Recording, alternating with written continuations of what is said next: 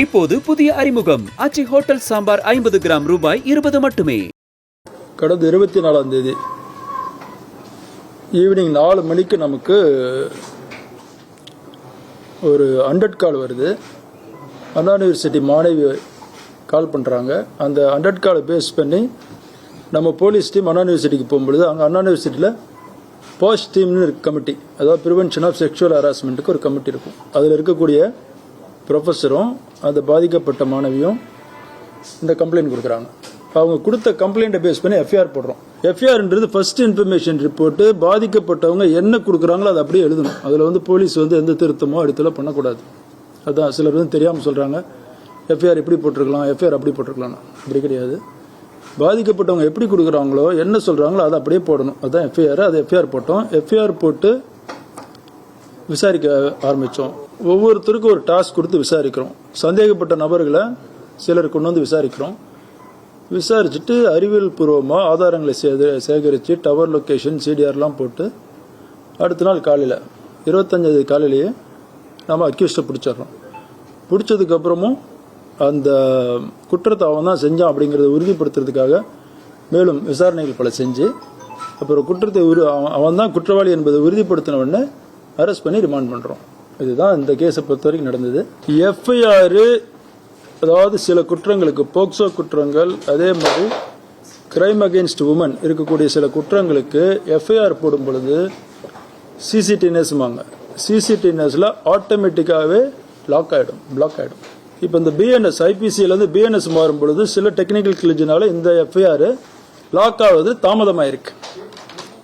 அந்த தாமதமான டைமில் ஒரு சிலர் பார்த்துருக்குறாங்க, அதை பதிவிறக்கம் செஞ்சுருக்கிறாங்க.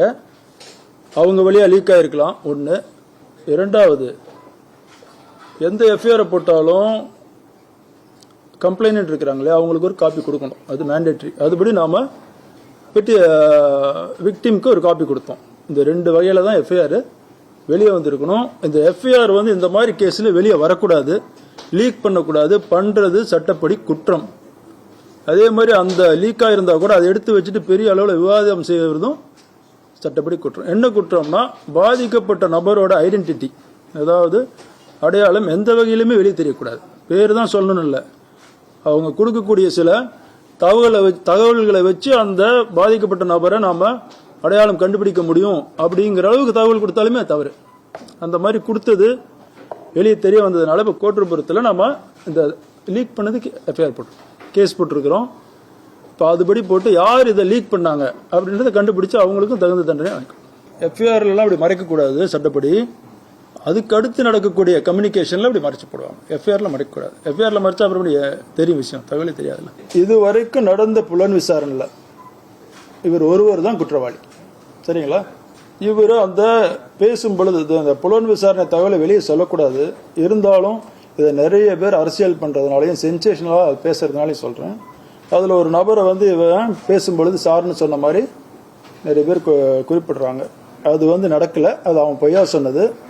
குறிப்பாக அந்த அக்கரன்ஸ் நடக்கும்போது அவன் அந்த ஃபோனே ஏரோப்ளேன் மோடில் தான் போட்டு வச்சிருந்தான். ஸோ அதனால் அது தவறான தகவல். இப்போது புதிய அறிமுகம் ஆச்சி ஹோட்டல் சாம்பார் 50 கிராம் ரூபாய் 20 மட்டுமே.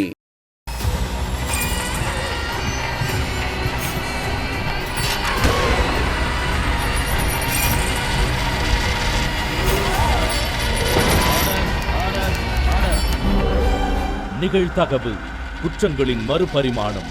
நாள்தோறும் இரவு 10 மணிக்கு இணைந்திருங்கள் நமது நியூஸ் தமிழ் தொலைக்காட்சியோடு.